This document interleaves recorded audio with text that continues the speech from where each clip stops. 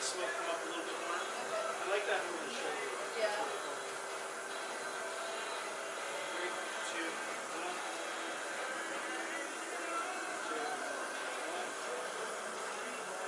Okay, Gordon, we got that one. But we gotta let the smoke machine catch up. Oh.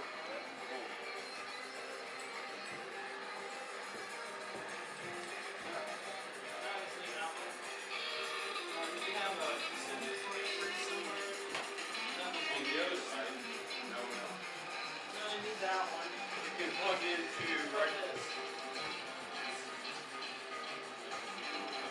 Plug it right here.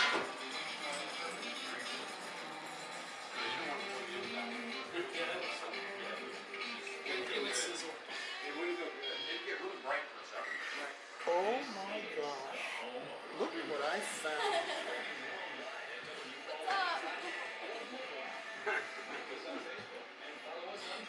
Just chilling. Oops.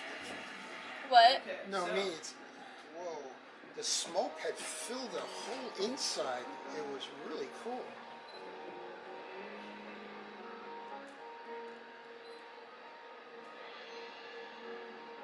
I don't like the compression.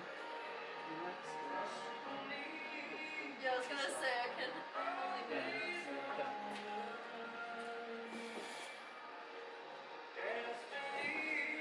So I want this to hide your butt.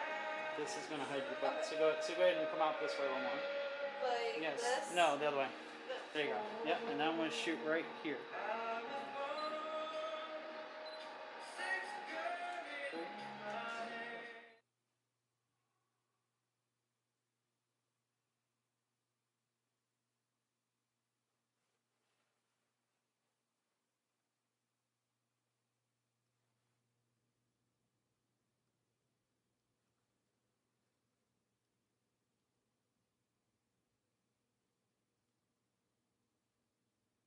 It's all black. Yeah.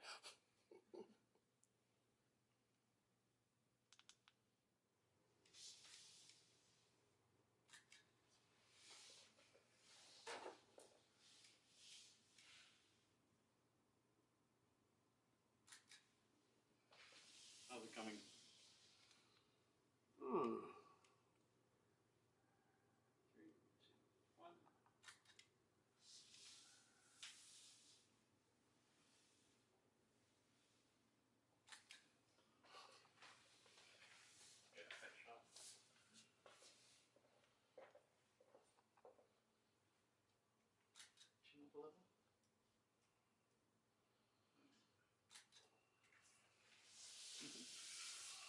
With two very interesting people in the fashion industry here in Northeast Ohio.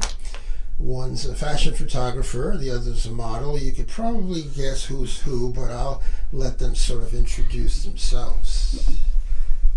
Hi, I'm Jeff Hartman. I'm a fashion photographer. And I'm Ashlyn Reisner. I'm a model. And I'm going to sort of let them speak amongst themselves, and I might just interject a few questions here. But I'm going to start with the model. And one of the basic questions I think we all have is, why did you become a model?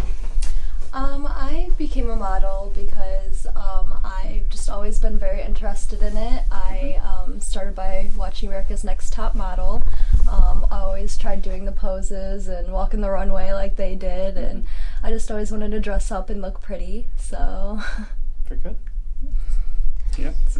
And Jeff, how come you became a fashion photographer?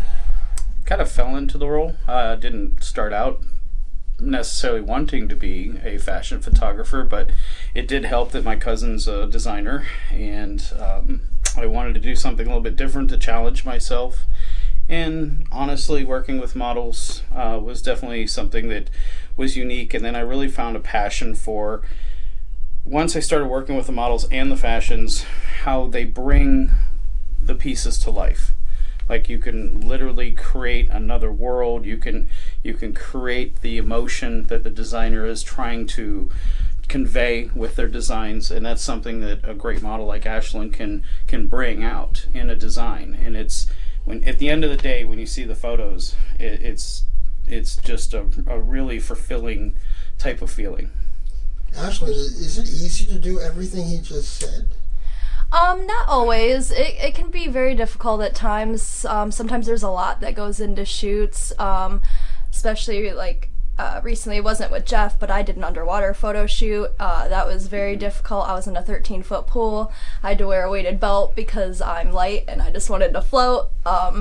We were in the pool for about an hour and a half to 2 hours. It was a lot, but it definitely was worth it. It was fun. I got great pictures in the end, and You weren't. What was the motivation to go in the water for a shot? I've always seen underwater photos. I always thought that there was something more beautiful and elegant about them because of the way the fabric flows and the way your hair flows, and you could just get different poses than you can on land.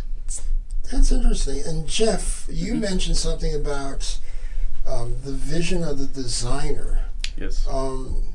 As a photographer, do you find translating your personal vision to the model easy or hard? It depends on the model, but I've been very, very lucky and had to work with amazing models, so they do really make my job easy. A lot of times when I'm working on a project idea, the whole inspiration and the final images come to me kind of like in a flash. And then I work through the logistics and work it backwards. And then I many times will pick the model based on previous experience or just what I've seen in them that could convey that the best. And then I start working with them. Either through sketches or through verbal communication or through example photos that are similar kind of, just so that they can get a better handle on what we're trying to achieve. And then I also love the fact that it's a collaborative event. A lot of photographers take extreme control over a situation and everything has to be exactly perfect. But what I like is when a model can really bring their own piece of the puzzle to a shoot, because it's their personality or their alter personality if they're more of like an acting type of role. Like if it's somebody that they're not really, but they're portraying somebody, that type of experience comes out, and it really, sometimes I just am in awe at what they can do. Do you give them homework? In other words, do you contact them, let's say, before this? Oh, absolutely. So they know ahead of time what to expect when they show up? Absolutely. Every shoot we do, sometimes it's 6 months in advance, some of the ideas that we have. The dresses don't even exist yet, and we are already starting working on concepts. The one that actually House of Horse is actually making for you right now, we started talking about the flame dress back in October, I think. Yeah, and it's still being made. So, and we're probably not going to shoot that for another 2 or 3 months.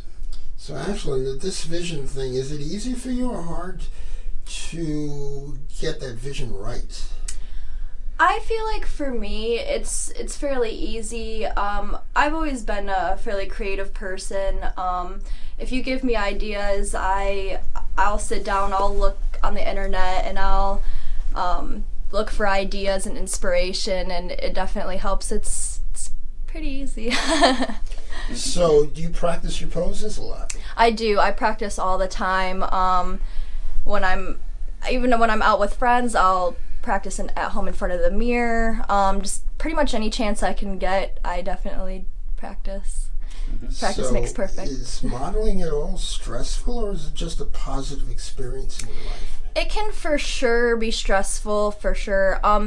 Because for one, you might be running around having to do a lot of stuff. Like I said, there's a lot of stuff that goes into some shoots. Not only that, comes with social issues too. Sometimes you have to worry about people only liking you because you're a model. And sometimes you don't know who your genuine friends are. So is this jealousy I'm hearing? Yes, jealousy definitely comes into play. Even with people, I've had friends that they don't even attempt to model and they'll stop talking to me because they think I'm prettier than them. And Jeff, is there any similarity between what she just talked about for a photographer? Single photographer, yes. I haven't had a decent date since I started doing fashion photography. I've had so many dates stand me up because we would start clicking if we met, in line at a grocery store or whatever, and we thought each other was really cool, and we'd line something up, and then come the day of the date, she no shows. I ask why. Well, I went on your Facebook and you work with all these beautiful women, and I can't compete, so I don't want to date you.